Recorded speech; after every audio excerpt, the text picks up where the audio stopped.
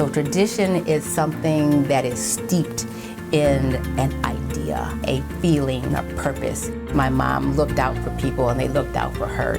You had this community based around love, nurturing, not only about making money, it was about people caring for each other. She was diligent. She practiced the things that she taught us. If you believe in yourself and you have integrity and you have the drive and you're willing to work hard, sky's the limit.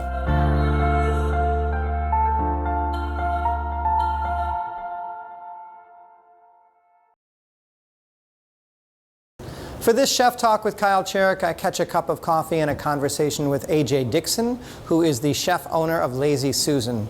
She is a melange of Milwaukee's dining scene, a graduate of the MATC culinary program and her mom's kitchen cooking. In her own style, she would describe her food as everything.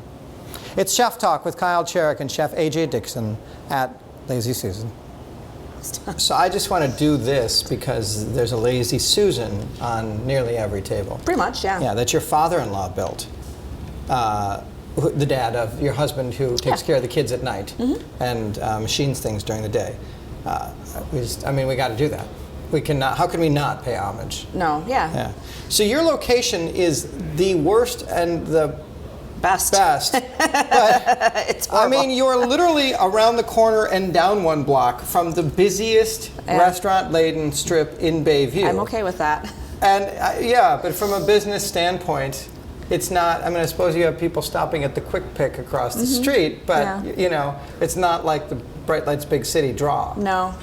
Was it just? But anyway, did you just find the building? Was this intentional? No, it was. I was looking for space, and I first started looking for space in River West because of Pat and Peg. Sure. Like I liked. That's where you were cooking. That's where I was cooking. I liked Pat and Peg. Cafe Central. I wanted to be. I wanted to be near them, and I mean, just I liked working in that neighborhood for 3 years.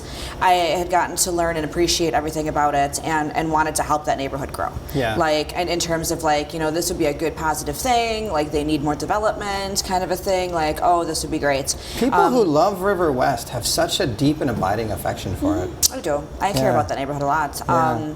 And then it was like, well, it was just like I couldn't find the right spaces and things like that. And then I was like, I was looking everywhere. I mean, I was looking everywhere. And then I put in a phone call to the alderman, and I was like, Zielinski, and I was just like, hey, do you have any property? I'm looking to open a restaurant. He's like, yes, I do. And then he gave me the phone number of this building, and that's how it pretty much happened.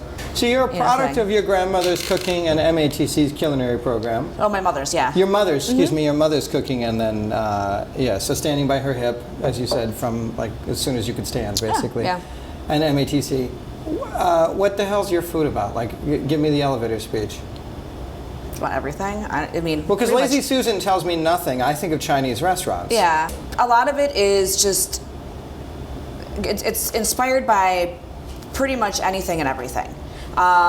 Some things come from like, oh, I'm just in the mood for this, and I haven't had this in a while. Like, let's just do some sort of spin on this. Some of it's like, hey guys in the kitchen, what do you want to do this week? Oh, I'm thinking this. Okay, great. Let's work on this. Sometimes it's like I watched a movie and it's like, ooh, that looked really good. I should make that. It's conversations. It's just whatever we feel like making. It's whatever's in season. It's just like the weather. I mean, it's really cold out. Like, all right, let's make some meatloaf, or let's do some, short ribs, or let's do this. I mean, it comes from everywhere. There's no one standard or place or whatever it is. It's whatever we feel like doing. So if you could go back to you graduating MATC, how many years ago, it doesn't matter, what things would you tell that chef to do and not to do? It would be, you need to travel more before you decide to have children and all of these things, because there are so many times that I wished I would have just traveled and cooked. I've got friends that have done that, where they just like travel here and cook and travel there and cook, and it's like, I really wish I could have done that. I should have did that. It would be learn and absorb everything you possibly can. Ask questions. Ask more questions? Ask more questions. Always ask more questions. Always ask questions. How do you do this? How is this done? Why is this done? For what reason is this done? And just know that from every person's mistake comes a learning experience. Always. That's what I would say. Party fillets. One is rare. Some fillet, one rare. One chicken, party style. 7 party salmon. 2 mushroom risotto entrees. PDR, please. Heard that.